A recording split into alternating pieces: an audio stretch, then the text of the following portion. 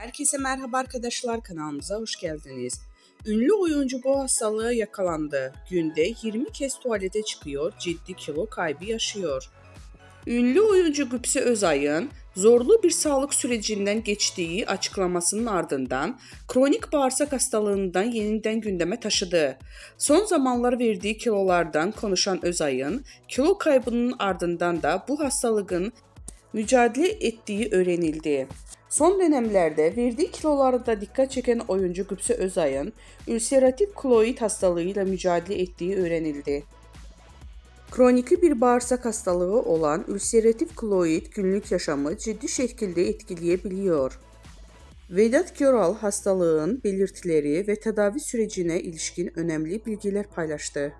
Hastalık günlük yaşamı ciddi şekilde etkileyebiliyor. Karın ağrısı, ishal, kanlı dışlama, günde 15-20 kez tuvalete çıkma, ateş, kilo kaybı ve ciddi zayıflama görülebiliyor.